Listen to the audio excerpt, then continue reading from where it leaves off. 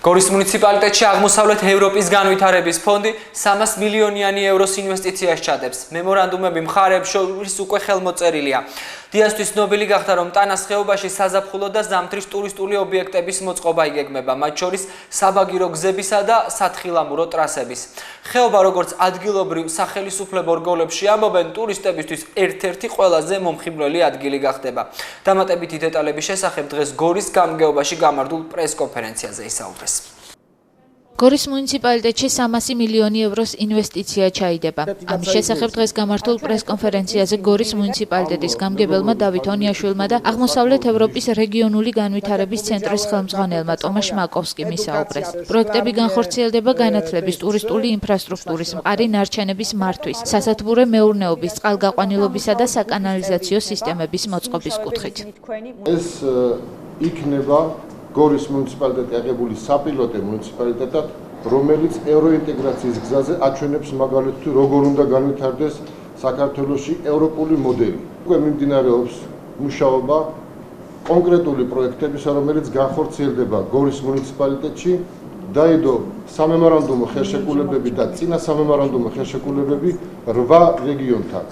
რეგიონები წარმოდგენილი იყო პოლონეთის სხვადასხვა მხარიდან.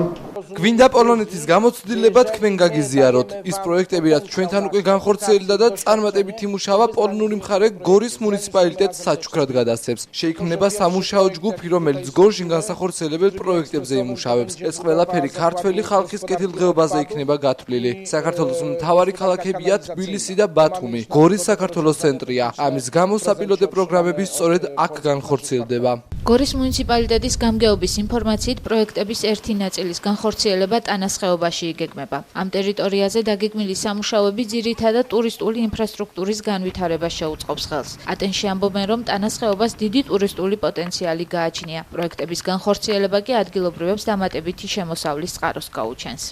პროექტი არის უმნიშვნელოვანესი ატენის მოსახლეობისთვის, კერძოდ ატენისთვის, იმის გამო, რომ განვითარდება ინფრასტრუქტურა, დაიგება მოასფალტირებული გზა ატენიდან ბოშურის მიმართულებით, გაკეთდება სასტუმროები, გაკეთდება საცხენმავლო, საფეხმავლო ბილიკები, განვითარდება ატენის ხეობაში ტურიზმი, ეგრეთ წოდებული მოეწყობა, უკეთესად ეგრეთ წოდებული guest house-ები და ადგილობრივი წარმოება გახდება უფრო მნიშვნელოვანი და ხალხი უფრო ისარგებლებს ამ აღნიშნული პროექტებით. ტურიზმი რო განვითარდეს აუცილებელია ინფრასტრუქტურა მოეწყოს. რამდენიმე ოჯახს უკეთ აქვს ოჯახური სასტუმროები, მარნები გახსნეს და რაღაცა შემოსავალი დასაქმებულები არიან ის ოჯახის წევრები. გარდა ტანას ხეობისა გრანტის ფარგლებში პროექტები მუნიციპალიტეტის სხვა სოფლებშიც განხორციელდება. ინფორმაციას გორის მუნიციპალიტეტის გამგეობა ავრცელებს. თანხა სხვადასხვა მიმართულების განვითარებას მოხმარდება. პროექტებს პოლონური და ქართული მხარე ერთობლივად განახორციელებენ. მხარეებს შორის ურთიერთთანამშრომლობის მემორანდუმები უკვე გაფორმებულია.